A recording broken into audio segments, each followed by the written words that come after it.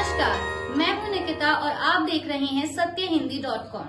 चलिए एक नजर डालते हैं अब तक की सुर्खियों पर।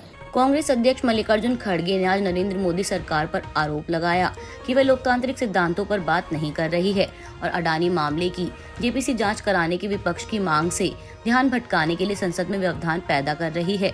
विपक्षी नेताओं की ज्वाइंट प्रेस कॉन्फ्रेंस को संबोधित करते हुए खड़गे ने कहा कि 50 लाख करोड़ रुपए का बजट सिर्फ 12 मिनट में पारित हो गया, लेकिन वे हमेशा आरोप लगाते हैं कि विपक्षी दलों को कोई दिलचस्पी नहीं है और वे सदन को परेशान करते रहते हैं।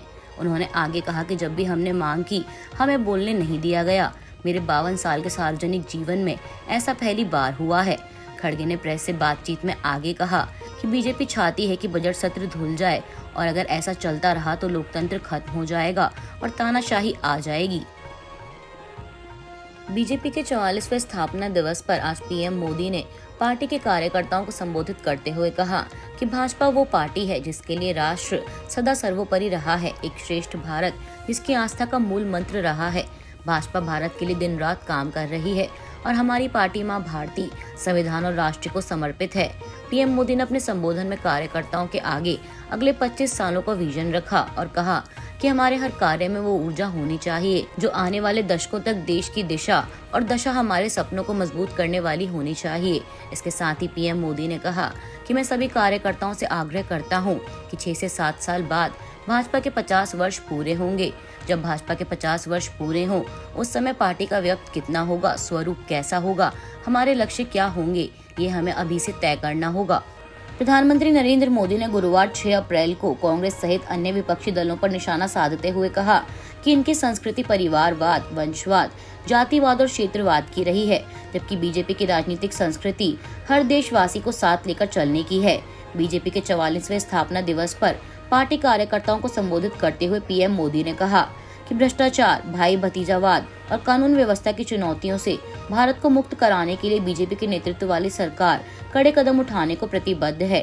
इस मौके पर पीएम मोदी ने भगवान हनुमान और बीजेपी के बीच समानताएं बताते हुए आगे कहा कि पार्टी निस्वार्थ सेवा के आदर्शों में विश्वास करती है। उन्होंने कहा कि आत्मसंदेह को खत्म करने के बाद भगवान हनुमान की तरह ही भारत अपनी क्षमता का एहसास कर रहा है। पीएम मोदी ने कहा कि अगर हम भगवान हनुमान का पूरा जीवन देखें तो उनमें कर सकने वाले की प्रवृत्ति थी, जिसकी वजह से उन्हें बड़ी सफलताएं हासिल हुई। आपको बता दें कि आज गुरुवार को हनुमान जयंती भी मनाई जा रही है। कर्नाटक कांग्रेस में मुख्यमंत्री पद को लेकर चल रही तकरार पर अब पार्टी के राज्य प्रमुख डीके शिव कुमार ने बड़ा बयान दिया है। एनडीटीवी को दिए एक इंटरव्यू में डीके शिव कुमार ने कहा कि मैं पार्टी का वफादार व्यक्ति रहा हूं, पार्टी के साथ कभी विश्वासघात नहीं किया। हम कर्नाटक को बचाएंगे, फिर इसे हाईकमान पर छोड़ देंगे। हाईकमान हमेशा पार्टी के साथ खड़े लोगों के साथ खड़ा रहा है, हम उन पर विश्वास करते हैं, मुझे हमारे नेतृत्व पर भरोसा है। कांग्रेस के वरिष्ठ नेता सिद्धरमैया के साथ चल रहे विवादों पर डीके शिव कुमार का कहना था कि हम सब एक साथ काम कर रहे हैं और बीजेपी और मीडिया दोनों नेताओं के बीच तकरार की अफवाह फैला रहे हैं। उन्होंने कहा कि हमें यकीन है हम 140 सीटें जीतेंगे। वहीं एचडी कुमारस्वामी की पार्टी जेडीएस के साथ गठबंधन को लेकर शिव कुमार ने कहा कि जेडीएस ने बिना जनादेश के बीजेपी से हाथ मिलाकर 2 बार जनता के साथ धोखा किया है। उन्होंने कहा कि कुमारस्वामी अपने वादों को पूरा करने में विफल रहे हैं और लोगों ने ये देख लिया है। कर्नाटक विधानसभा चुनाव के लिए कांग्रेस ने अपने 42 उम्मीदवारों की दूसरी लिस्ट जारी कर दी है।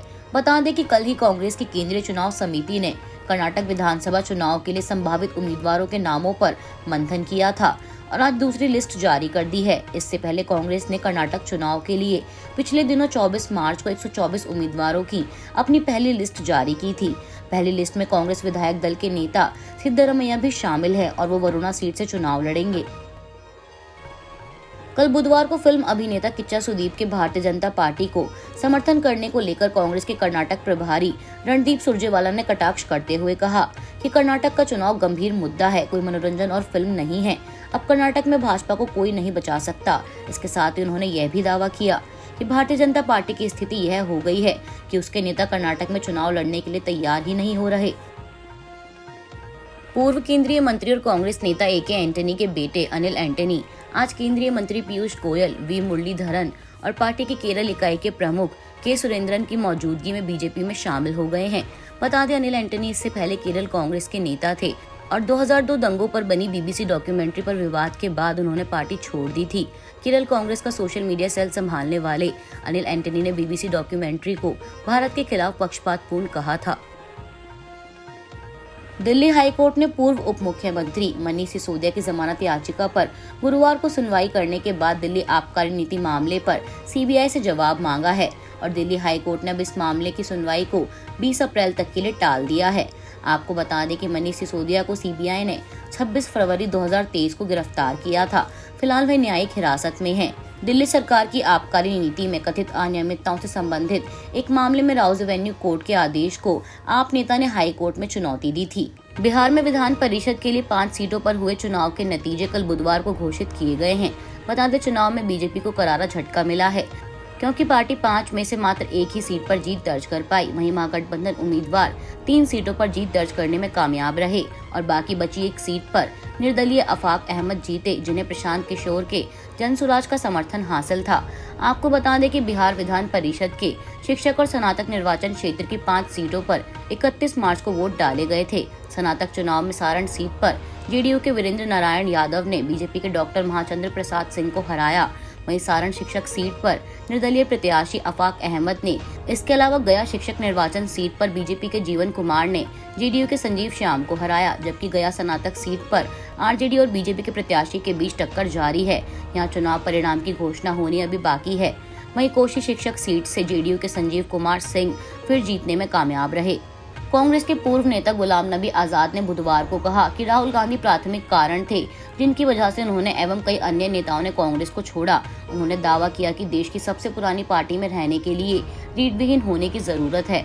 उन्होंने दावा किया कि अब न ही कांग्रेस संसदीय पार्टी प्रमुख सोनिया गांधी के हाथ में है और न ही कांग्रेस अध्यक्ष मल्लिकार्जुन खड़गे के हाथ में है कि वे चाहकर भी पार्टी में उनकी वापसी करा दें। आजाद ने जोर देकर कहा कि अगर राहुल गांधी भी उन्हें पार्टी में वापस आने को कहेंगे तो यह देर से उठाया गया अपर्याप्त कदम होगा। आईपीएल में आज कोलकाता के ईडन गार्डन मैदान में रॉयल चैलेंजर्स बैंगलोर और कोलकाता नाइट राइडर्स आमने सामने होंगी। रॉयल चैलेंजर्स बैंगलोर ने अपने पहले मैच में मुंबई इंडियंस को हराया था। वहीं कोलकाता नाइट राइडर्स को अपने पहले मैच में पंजाब किंग्स के हाथों हार का सामना करना पड़ा था। आज के लिए बस इतना ही। बाकी की खबरों के लिए बने रहिए सत्यहिंदी.com के साथ।